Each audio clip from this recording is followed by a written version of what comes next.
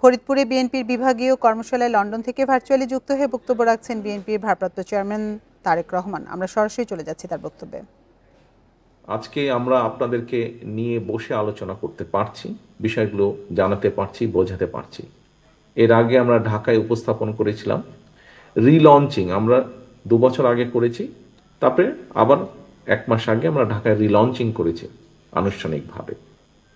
নেতৃবৃন্দ, এই যে 31 দফা, যেটি প্রথমে 27 দফা ছিল, পরে আমাদের সাথে যে সকল রাজনৈতিক দলগুলো, গণতান্ত্রিক দলগুলো স্বৈরাচার আন্দোলনের ভূমিকা রেখেছেন, সাথে ছিলেন, আমাদের মতন অত্যাচার নির্যাতন সহ্য করেছে তাদের নেতাকর্মীরা, তাদের সকলের মতামতের ভিত্তিতে 27 থেকে আমরা 31 করেছি, কিছু কিছু যোগ করেছি আমরা সেখানে দফা। এখন আমরা গত 2-3 মাসে দেখছি বিভিন্ন ব্যক্তি, সকলের প্রতি শ্রদ্ধা রেখেই বলছি, বিভিন্ন ব্যক্তি বর্গ বিভিন্ন সংস্কারের কথা বলছেন। এর মধ্যে যে সকল সংস্কারের কথা ব্যক্তি বর্গ যারা বলেছেন, বিভিন্ন সংগঠনের, সেটি রাজনৈতিক দল হতে পারে, ব্যক্তি পর্যায়ে হতে পারে, কোনো স্বনামধন্য বিখ্যাত ব্যক্তি হতে পারেন, বিভিন্ন জন বিভিন্ন তাদের অবস্থান থেকে বলেছেন। কিন্তু খেয়াল করে দেখবেন তাদের যে সকল সংস্কারের প্রস্তাব এসেছে কম বেশি, এখন পর্যন্ত আমরা মিডিয়ার মাধ্যমে যতটুকু দেখেছি, জেনেছি, আমাদের 31 দফার ভিতরে কিন্তু সবগুলোই আছে। হয়তো কিছু শব্দের এদিক ওদিক আছে, কিন্তু মূল যেই বিষয়গুলো আমরা বিভিন্ন বিষয়ে বলেছি, তারাও কিন্তু একই বিষয়ে বলেছেন, হয়তো একটু ভিন্নভাবে বলেছেন।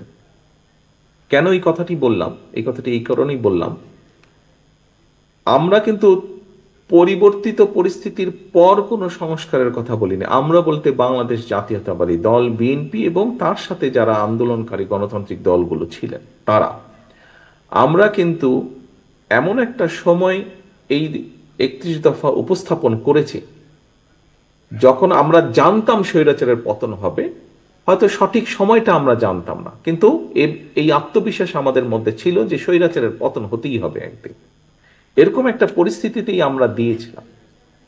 এবং এর থেকে একটা বিষয় প্রমাণিত হয় যে আমরা যে বলি আমরা দেশের জন্য, দেশের মানুষের জন্য চিন্তা করি এবং কাজ করতে চাই, বাংলাদেশ জাতীয়তাবাদী দল, এটি হচ্ছে তার সবচেয়ে বড় প্রমাণ।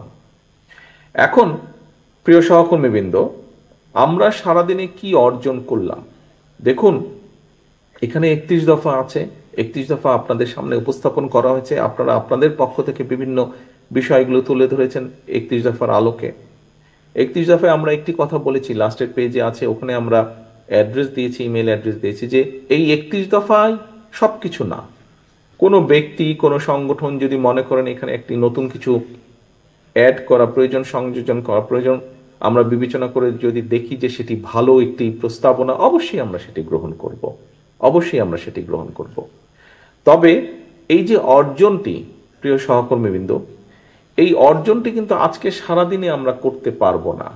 আগামীকালকেও যদি আমরা সারাদিন বসে তারপরে আমরা অর্জন করতে পারবো না, আগামী পরশুদিনও যদি তারপরে অর্জন করতে পারবো না। আমরা এই 31 দফাগুলো অর্জন কম বেশি তখনই করতে পারবো যখন জনগণের সমর্থন নিয়ে আপনারা সরকার গঠন বা দেশ পরিচালনার সুযোগ পাবেন, তখনই আমরা এটি করতে পারবো।